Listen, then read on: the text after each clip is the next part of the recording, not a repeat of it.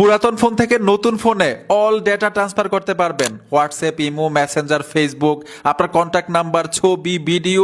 এক কথায় হচ্ছে পুরাতন মোবাইলটার মধ্যে এতদিন যা যা ব্যবহার করেছেন, যতগুলো অ্যাপ্লিকেশন ব্যবহার করেছেন, সবকিছু একসাথে ট্রান্সফার করতে পারবেন নতুন মোবাইলের মধ্যে।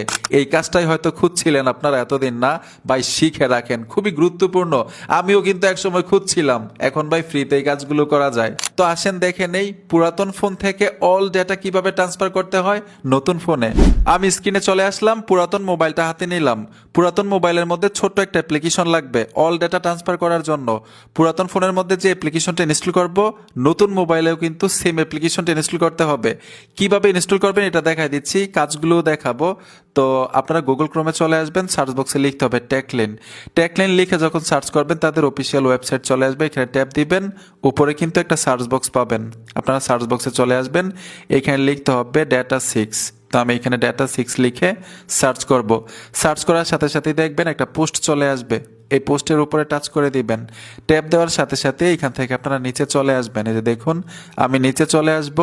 নিচে আসার সাথে সাথে এখানে আপনারা একটা লেখা পাবেন, এই যে দেখুন, এই লেখাটার উপর ট্যাপ দিবেন। অ্যাপ্লিকেশনটা খুব সহজে ইনস্টল করতে পারবেন আপনার মোবাইলের মধ্যে। সেমভাবে নতুন মোবাইলটার মধ্যেও সেম অ্যাপ্লিকেশনটা ইনস্টল করে নেবেন। তো আমি পুরাতন ফোনটার মধ্যে দেখাচ্ছি কি সেটিংসগুলো করতে হয়। অ্যাপ্লিকেশনটার উপর ট্যাপ দিবেন, ট্যাপ দেওয়ার সাথে সাথে এখানে দেখুন টার্মস অ্যান্ড কন্ডিশন লেখা আছে, টিক মার্ক দিবেন, তারপর এগ্রিতে চলে আসবেন। এইখানে দেখুন ফাইল ট্রান্সফার লেখা থাকবে, আমরা ফাইল ট্রান্সফারের মধ্যে টাচ করব। এ দেখুন, আমি এখান থেকে ফাইল ট্রান্সফারে চলে আসব। এখানে তিনটা অপশন চলে আসবে, একটা সেন্ড, একটা রিসিভ, আর একটা হচ্ছে আইফোনের জন্য। যেহেতু এটা পুরাতন ফোন, আমরা এখান থেকে সেন্ডে টাচ করে দিব, আর নতুন ফোনের ক্ষেত্রে রিসিভে টাচ করবেন এই অ্যাপ্লিকেশনটি ইনস্টল করার পরে। তো আমি সেন্ডে ট্যাপ দিয়ে পারমিশনগুলো দিয়ে দিচ্ছি, যে দেখুন ঠিক এইভাবে আপনারা সবগুলো পারমিশন অ্যালাউ করে দিবেন। পারমিশনগুলো দিয়ে আমি এই যে দেখুন অ্যালাউ করে দিলাম, ব্যাক চলে আসবেন, পুনরায় আবার পারমিশন দিবেন।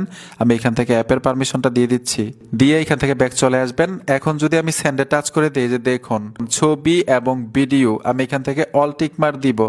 তারপরে এখানে অডিওতে চলে আসব, অল টিক মার্ক দিব। ফাইলে চলে আসব, সবগুলো ফাইল এখান থেকে আপনি এরকম ভাবে টিক মার্ক দিয়ে নিতে পারবেন। অ্যাপ্লিকেশনে চলে আসবেন, অল অ্যাপ্লিকেশন এখান থেকে নিয়ে যাব। যদি কন্ট্যাক্টে টাচ করেন, সবগুলো কন্ট্যাক্ট নাম্বার এখানে শো করবে, ঠিক আছে? তারপর এইখানে দেখুন সেন্ড লেখা আছে, সেন্ডে টাচ করে দিবেন। ট্যাপ দেওয়ার সাথে সাথে একটা কিউআর কোড চলে আসবে। এখন হচ্ছে নতুন মোবাইলের সেটিংস, ওই টেকলিন ওয়েবসাইটে গিয়ে অ্যাপ্লিকেশনটা ইনস্টল করবেন। ঠিক একইভাবে পারমিশনগুলো দিবেন। যখন তিনটা অপশন চলে আসবে, আপনারা রিসিভে টাচ করবেন। রিসিভে টাচ করে করে সবগুলো পারমিশন দেওয়ার পরে কিউআর কোড নেওয়ার মতো একটা অপশন চলে আসবে। শুধু কিউআর কোডটা এরকমভাবে স্ক্যান করে ধরবেন, আপনার ডেটা ট্রান্সফার হতে